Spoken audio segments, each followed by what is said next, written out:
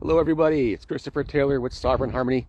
Hope you're doing well this morning. It's Sunday, March 2nd. I want to do a little overview of the week from the 2nd to about the 9th next weekend.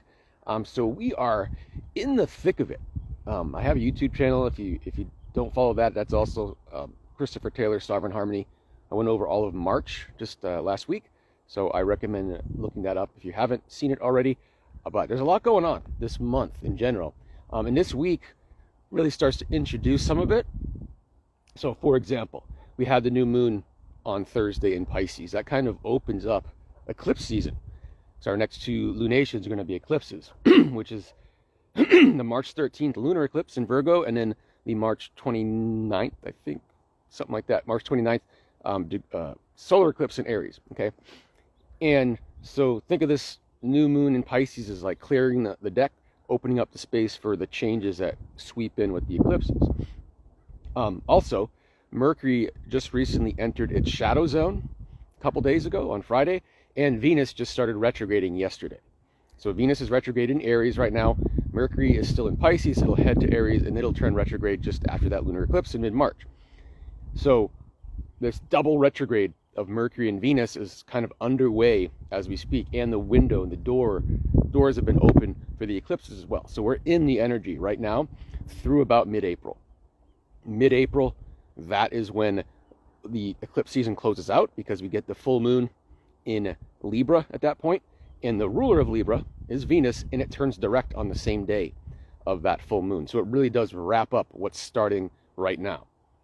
Okay, so but just more specifically this week, like today, for example, we have the sun squaring Jupiter in Gemini. So Sun in Pisces square Jupiter in Gemini. That's really just pushing the new moon energy forward in a few more steps. Okay, so it's kind of taking that new moon energy forward. We also have Mercury, which is conjunct Neptune. It's funny. I almost for whatever reason I was having a little brain glitch there, and of course it's Mercury Neptune in Pisces, which is like representative of brain glitches, and I couldn't remember what it was, but that's what it was. Anyway, so yeah, Mercury Neptune conjunction in Pisces, and that's really an initiation of a conjunction that's going to last a little while. Okay, because it starts here in Pisces, and when it finally ends, it'll be in Aries, because Neptune is going to move into Aries on March 30th, and so by the time that Mercury turns direct in early April, by mid to late April, when it exits its shadow zone, it's going to cross over into Aries and conjunct Neptune in Aries. Venus is also going to do the same thing. So Venus already made a conjunction back a couple weeks ago to Neptune when it was still in Pisces. It's going to back into Pisces. It's going to hit Neptune one more time.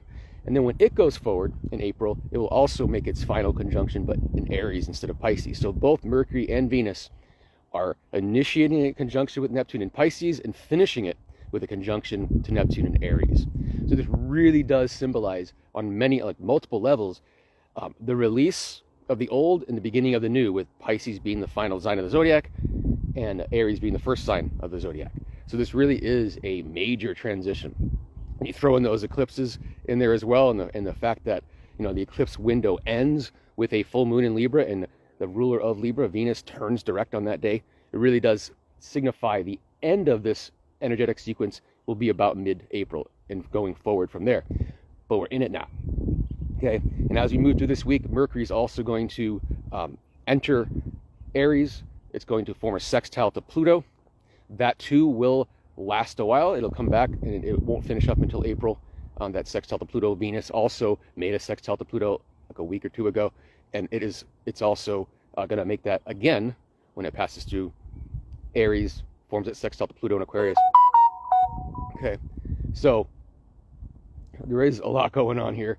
Then as we get to the end of the week, just like today, the sun squaring Jupiter is just kind of taking the new moon energy forward from last week.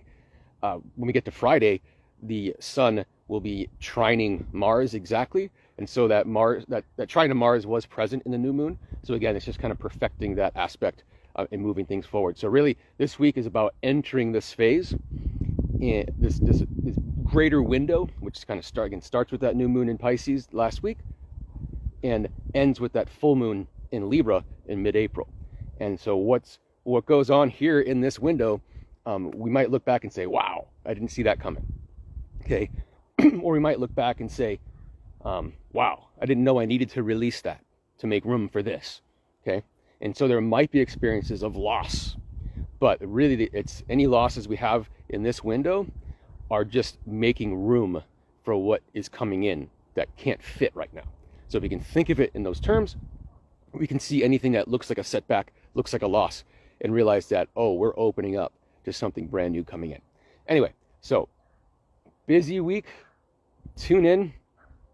Great time to take time for yourself, meditate, because things could move pretty fast here over the next 5 to 6 weeks or so. So best to be in our best energy, stable, ready for change. Okay, because change is coming. Anyway, thanks for joining me. We'll see you next week.